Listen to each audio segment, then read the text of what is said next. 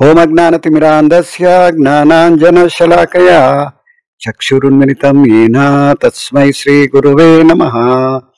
नमो विष्णुपादाय कृष्णप्रेष्ठाय भूतले श्रीमते भक्तिवेदान्त स्वामिनिति नामिने।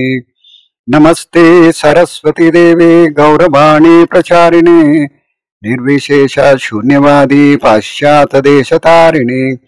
जय श्री कृष्ण चैतन्य प्रभु नित्यानंद श्री अद्वैत गदाधर श्रीवासादि गौरभक्तवृंद। हरे कृष्ण कृष्ण कृष्ण हरे हरे, हरे राम राम राम हरे हरे। हरे कृष्ण। ಎಲ್ಲಿಗೂ ಆತ್ಮೀಯ ಸ್ವಾಗತ। ಭಗವದ್ಗೀತಾ ಯಥಾರೂಪ ಅಧ್ಯಾಯ 8 ಶ್ಲೋಕ 18 ಮತ್ತು 19. ಅವ್ಯಕ್ತಾದ್ವ್ಯಕ್ತಯ ಸರ್ವಾನ್ ಪ್ರಭವಂತಿ ಅಹಾಗಮೇ ರಾತ್ರಿಯಾಗಮೇ ಪ್ರಲೀಯಂತೆ ತತ್ರ ಏವ ಅವ್ಯಕ್ತ ಸಂಜ್ಞಕೆ. ಅನುವಾದ: ಬ್ರಹ್ಮನ ಅಗಲಿನ ಪ್ರಾರಂಭದಲ್ಲಿ ಎಲ್ಲಾ ಜೀವಿಗಳು ಅವ್ಯಕ್ತ ಸ್ಥಿತಿಯಿಂದ ಅಭಿವ್ಯಕ್ತಿ ಪಡೆಯುತ್ತಾರೆ. ಅನಂತರ ರಾತ್ರಿಯಾದಾಗ ಅವರು ಮತ್ತೆ ಅವ್ಯಕ್ತದಲ್ಲಿ ಲೀನವಾಗುತ್ತಾರೆ. ಈ ಶ್ಲೋಕಕ್ಕೆ ಪ್ರಭುಪಾದರು ಭಾವಾರ್ಥ ಕೊಟ್ಟಿಲ್ದಿರೋ ಕಾರಣದಿಂದ ನಾವು 19ನೇ ಶ್ಲೋಕನ ಕೂಡ ನೋಡೋಣ. ಭೂತಗ್ರಾಮಾಯ ಸಾಯೇವಾಯಂ ಭೂತ್ವಾ ಭೂತ್ವಾ ಪ್ರಲೀಯತೆ ರಾತ್ರಿಯಾಗಮೇ ಅವಶಾಪಾರ್ಥ ಪ್ರಭವತಿ ಅಹ ಆಗಮೇ. ಅನುವಾದ: ಮತ್ತೆ ಮತ್ತೆ ಬ್ರಹ್ಮನಿಗೆ ಅಗಲಾದಾಗ ಈ ಎಲ್ಲಾ ಜೀವಿಗಳು ಮತ್ತೆ ಹುಟ್ಟುತ್ತವೆ. ಬ್ರಹ್ಮನಿಗೆ ರಾತ್ರಿಯಾದಾಗ ಅವೆಲ್ಲ ನಿಸ್ಸಹಾಯಕವಾಗಿ ನಾಶವಾಗುತ್ತವೆ.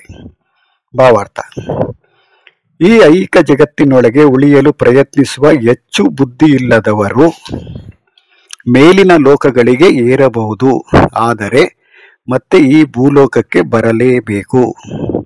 ಬ್ರಹ್ಮನ ಅಗಲಿನ ಕಾಲದಲ್ಲಿ ಈ ಐಹಿಕ ಜಗತ್ತಿನೊಳಗೆ ಮೇಲಿನ ಲೋಕಗಳಲ್ಲಿ ಮತ್ತು ಕೆಳಗಿನ ಲೋಕಗಳಲ್ಲಿ ಅವರು ತಮ್ಮ ಚಟುವಟಿಕೆಗಳನ್ನು ಪ್ರದರ್ಶಿಸಬಹುದು, ಆದರೆ ಬ್ರಹ್ಮನಿಗೆ ರಾತ್ರಿಯಾದಾಗ ಅವರು ನಾಶವಾಗುತ್ತಾರೆ. ಈ 2 ಶ್ಲೋಕದಲ್ಲಿ ಭಾವಾರ್ಥ ಇನ್ನೂ ಇರೋದ್ರಿಂದ ಇಲ್ಲಿ ನಮಗೆ 18ನೇ ಶ್ಲೋಕದಲ್ಲಿ ಭಗವಂತ ಏನನ್ನ ಹೇಳಿದ್ದಾನೆ, ಮತ್ತೆ 19ನೇ ಶ್ಲೋಕದಲ್ಲಿ ಮತ್ತೆ ಪುನರಾವರ್ತನೆ ಏನಾಗಿದೆ, ಎರಡಕ್ಕೂ ಅನುವಾದದಲ್ಲಿ ಪ್ರಭುಪಾದರು ಏನನ್ನ ಹೇಳಿದ್ದಾರೆ ಅದನ್ನ ನೋಡೋದಾದ್ರೆ, 18ನೇ ಶ್ಲೋಕದಲ್ಲಿ ಅವ್ಯಕ್ತ ಸ್ಥಿತಿಯಿಂದ ಅಭಿವ್ಯಕ್ತಿ ಪಡೆಯುತ್ತಾರೆ ಅಂತ ಹೇಳ್ತಾನೆ. ಅಂದ್ರೆ ರಾತ್ರಿ ಸಮಯದಲ್ಲಿ ನಾವು ಯಾವುದೇ ರೀತಿ ಕಾರ್ಯಚಟುವಟಿಕೆ ಮಾಡೋದಿಲ್ಲ, ನಂತರ ಬ್ರಹ್ಮನ ಅಗಲಿನ ಸಮಯದಲ್ಲಿ ನಾವು ಕಾರ್ಯಚಟುವಟಿಕೆ ಮಾಡ್ತೀವಿ ಅಂತ ಹೇಳ್ತಾರೆ. ಅದೇ ರೀತಿ 19ನೇ ಶ್ಲೋಕದಲ್ಲಿ ಕೂಡ ಬ್ರಹ್ಮನಿಗೆ ಅಗಲಾದಾಗ, ಅಂದ್ರೆ ಬ್ರಹ್ಮನ ಬೆಳಕಲ್ಲಿ, ಅಂದ್ರೆ ಡೇ ಟೈಮ್ ಅಂತ ಹೇಳ್ತಾರೆ ನೋಡಿ, ಹಗಲಿನ ಸಮಯದಲ್ಲಿ ಜೀವಿಗಳು ಮತ್ತೆ ಹುಟ್ಟುತ್ತವೆ. ಬ್ರಹ್ಮನಿಗೆ ರಾತ್ರಿ ಆದಾಗ ಅವೆಲ್ಲ ನಿಸ್ಸಹಾಯಕವಾಗಿ ನಾಶವಾಗುತ್ತವೆ. ಅಂದ್ರೆ ಭಾವಾರ್ಥದಲ್ಲಿ ಪ್ರಭುಪಾದರು ಈ ಐಹಿಕ ಜಗತ್ತು ಯಾವ ರೀತಿ ಇದೆ ಅದರ ವರ್ಣನೆ ಸ್ವಲ್ಪ ಮಾಡಿದ್ದಾರೆ. ಇಲ್ಲಿವರೆಗೂ ನಾನು ಏನನ್ನ ಓದ್ದೆ ಈ ಭಾವಾರ್ಥದಲ್ಲಿ, ಅದರಲ್ಲಿ ಮುಖ್ಯವಾಗಿ ಭೂಲೋಕಕ್ಕೆ ನಾವು ಯಾತಕ್ಕೆ ಬರಬೇಕು, ಒಂದು ವೇಳೆ ಸ್ವರ್ಗಕ್ಕೆ ನಾನು ಹೋದೆ, ಇಲ್ಲಿಂದ ಈ ಲೋಕದಿಂದ ಸ್ವರ್ಗಕ್ಕೆ ಪುಣ್ಯ ಕಾರ್ಯಗಳನ್ನ ಮಾಡಿ ಯಜ್ಞ ಯಾಗಾದಿಗಳನ್ನ ಮಾಡಿ ನಾನು ಸ್ವರ್ಗ ಲೋಕಕ್ಕೆ ಹೋದಾಗ ಅಲ್ಲಿ ಯಾತಕ್ಕೆ ನನಗೆ ಶಾಶ್ವತವಾಗಿ ಇರೋದಕ್ಕೆ ಅವಕಾಶ ಇಲ್ಲ ಅಂತ ಪ್ರಶ್ನೆ ಬರುತ್ತೆ. ಆಕಸ್ಮಿಕವಾಗಿ ನಾನು ಕೆಟ್ಟ ಕಾರ್ಯಗಳನ್ನ ಮಾಡಿ ಅಥವಾ ಮಾಡಬಾರ್ದನ್ನ ಮಾಡಿ ಅದೋ ಲೋಕಕ್ಕೆ, ಅಂದ್ರೆ ಕೆಳಗಡೆ ಇರ್ತಕ್ಕಂಥ ಲೋಕಕ್ಕೆ ನಾನು ವರ್ಗಾವಣೆ ಮಾಡಿಕೊಂಡ್ರೆ ಮತ್ತೆ ಅಲ್ಲಿಂದ ಕೂಡ ಇಲ್ಲಿಗೆ ಯಾತಕ್ಕೆ ಬರಬೇಕು, ಅಂದ್ರೆ ಈ ಲೋಕದ ವಿಶೇಷ ಏನು ಅಂತ ಸರ್ವೇ ಸಾಮಾನ್ಯರು ಪ್ರಶ್ನೆ ಮಾಡ್ತಾರೆ. ಯಾತಕ್ಕೆ ಭಗವಂತ ಈ ರೀತಿ ಸೃಷ್ಟಿ ಮಾಡಿದ್ದಾನೆ, ಅದು ಲೋಕ ಮತ್ತೆ ಕೆಳಗಡೆ ಲೋಕ ಮತ್ತೆ ಮತ್ತೆ ಲೋಕ ಅಂತ ಏನ್ ಹೇಳ್ತೀರಾ, 3 ಲೋಕನ ಯಾವ ರೀತಿ ಸೃಷ್ಟಿ ಮಾಡಿದ್ದಾನೆ, 3 ಲೋಕದಲ್ಲಿ ಇರ್ತಕ್ಕಂಥ ಜೀವಿಗಳು ಯಾರು, ಅವ್ರು ಯಾತಕ್ಕೋಸ್ಕರ ಅಲ್ಲಿರ್ತಾರೆ, ನಂತರ ಮೇಲೆ ಲೋಕಕ್ಕೆ ಹೋದವರು ಮತ್ತೆ ಯಾತಕ್ಕೆ ಇಲ್ಲಿಗೆ ಬರಬೇಕು, ಯಾತಕ್ಕೆ ಇದಕ್ಕೆ ಕರ್ಮಕ್ಷೇತ್ರ ಅಂತ ಹೇಳ್ತಾರೆ. ಈ ಲೋಕದಲ್ಲಿ ನಾವು ಯಾತಕ್ಕೆ ಕರ್ಮ ಮಾಡ್ತಿದ್ದೀವಿ, ಕರ್ಮ ಮನುಷ್ಯರು ಮಾಡ್ತಾ ಇದ್ದಾರೆ, ಪ್ರಾಣಿಗಳು ಕರ್ಮ ಮಾಡ್ತಾ ಇದೆ, ಮತ್ತೆ ಈ ಕರ್ಮ ಯಾತಕ್ಕೆ ಮನುಷ್ಯನನ್ನ ಮಾತ್ರ ಬಂಧನ ಮಾಡತ್ತೆ ಅಂತ ಪ್ರಶ್ನೆ ಮಾಡ್ತಾರೆ. ಅದೇ ರೀತಿ ಪ್ರಾಣಿಗಳು ಕೂಡ ಕೆಲಸ ಮಾಡ್ತಾ ಇದೆ, ಅದು ಕೆಟ್ಟ ಕೆಲಸ ಮಾಡ್ಬೋದು, ಒಳ್ಳೆ ಕೆಲಸ ಮಾಡ್ಬೋದು, ಅಥವಾ ಪ್ರಾಣಿ ಹಿಂಸೆಗಳು ಮಾಡ್ತಾ ಇರತ್ತೆ. ಹುಲಿ ದೊಡ್ಡ ಸಣ್ಣ ಪ್ರಾಣಿಗಳನ್ನ ತಿನ್ನತ್ತೆ, ಆದ್ರೆ ಮನುಷ್ಯ ಯಾವುದೇ ರೀತಿ ಪ್ರಾಣಿಯನ್ನ ತಿಂದಾಗ ಅದಕ್ಕೆ ಪಾಪ ಬರತ್ತೆ ಅಂತ ಹೇಳ್ತಾರೆ, ಅದರಲ್ಲಿ ಶಾಸ್ತ್ರದಲ್ಲಿ ಇದೆ.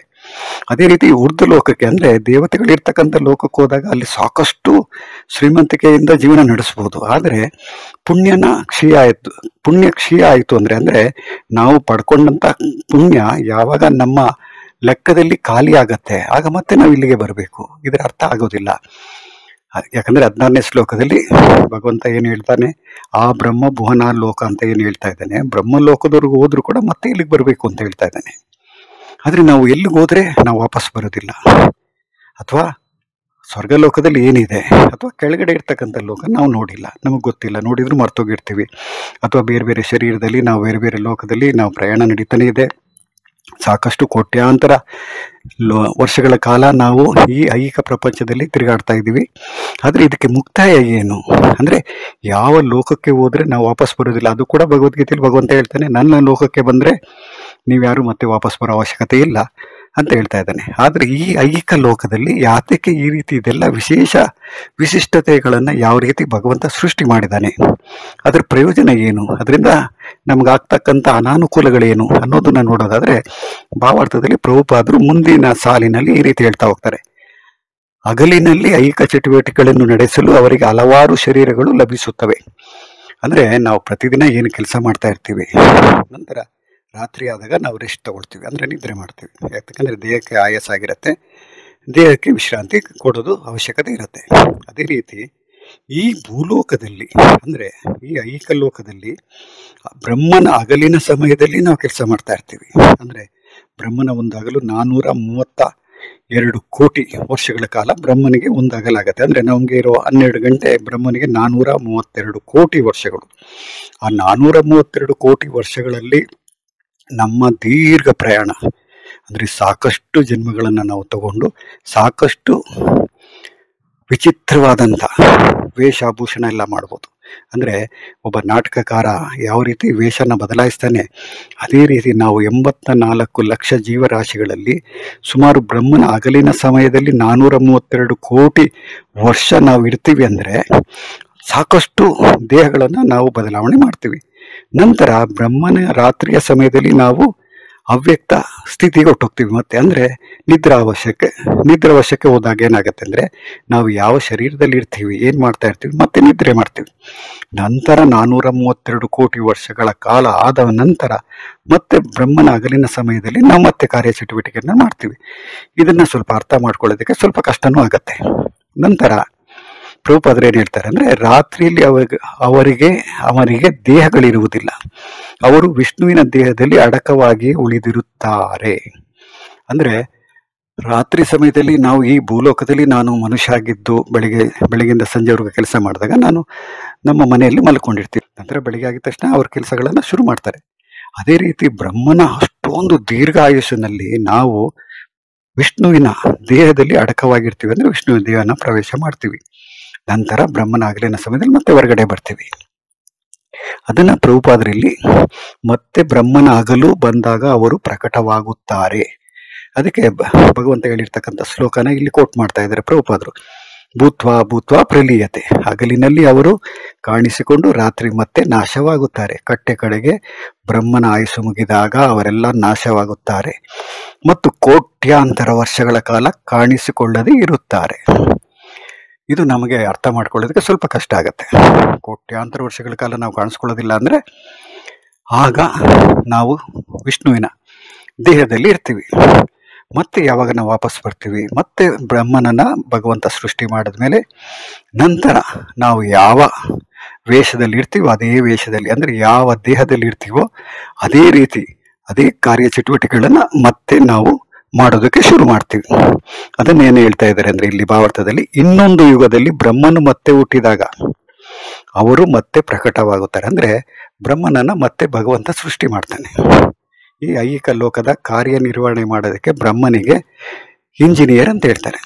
ಅಂದರೆ ಬ್ರಹ್ಮನಿಗೆ ಸಕಲ ಸೌಕರ್ಯಗಳನ್ನು ಕೊಟ್ಟು ಭಗವಂತ ಈ 14 ಲೋಕಗಳನ್ನು ಸೃಷ್ಟಿ ಮಾಡೋದಕ್ಕೆ ಬ್ರಹ್ಮನಿಗೆ ಇನ್ಚಾರ್ಜ್ ಅಂತ ಮಾಡಿದ್ದಾನೆ ಭಗವಂತ. ನಂತರ ಹೀಗೆ ಅವರು ಐಹಿಕ ಜಗತ್ತಿನ ಮಾಂತ್ರಿಕತೆಗೆ ಸಿಕ್ಕಿ ಬೀಳುತ್ತಾರೆ.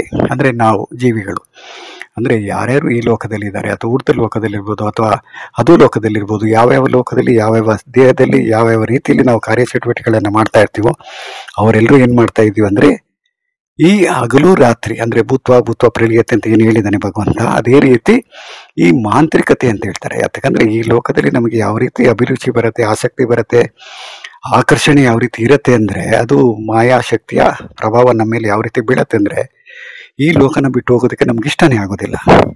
ಈ ಲೋಕದಲ್ಲಿ ಮತ್ತೆ ಮತ್ತೆ ಜನ್ಮ ತಗೊಳ್ತಾ ಇರ್ತೀವಿ, ಮತ್ತೆ ಮತ್ತೆ ದೇಹನ ಬದಲಾವಣೆ ಮಾಡ್ತಾ ಇರ್ತೀವಿ, ಮತ್ತೆ ಈ ಲೋಕದಲ್ಲಿ ಜನ್ಮ ಮೃತ್ಯು ಜರ ವ್ಯಾಧಿ ಈ ದುಃಖನ ನಾವು ಅನುಭವಿಸ್ತಾನೆ ಇರ್ತೀವಿ. ಆದರೆ ಇದಕ್ಕೆ ಪರಿಹಾರ ಏನು ಅನ್ನೋದನ್ನ ಮುಂದೆ ಭಾವಾರ್ಥದಲ್ಲಿ, ಅಂದರೆ ಸುಮಾರು 4 ಲೈನಲ್ಲಿ ಪ್ರಭುಪಾದರು ಭಾವಾರ್ಥನ ಮುಕ್ತಾಯ ಮಾಡುವಾಗ ಏನು ಹೇಳ್ತಾರೆ ಅದನ್ನ ಬಹಳ ಗಮನವಿಟ್ಟು ಕೇಳಬೇಕು.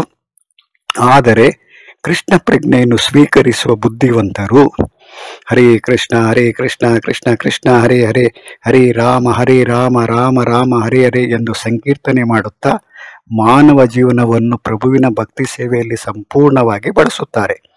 ಅವರು ಈ ಜನ್ಮದಲ್ಲಿಯೇ ಕೃಷ್ಣನ ದಿವ್ಯ ಲೋಕಕ್ಕೆ ಸಾಗಿ ಹೋಗುತ್ತಾರೆ ಮತ್ತು ಪುನರ್ಜನ್ಮಕ್ಕೆ ಒಳಗಾಗದೆ ಅಲ್ಲಿ ನಿತ್ಯಾನಂದದಲ್ಲಿ ಇರುತ್ತಾರೆ.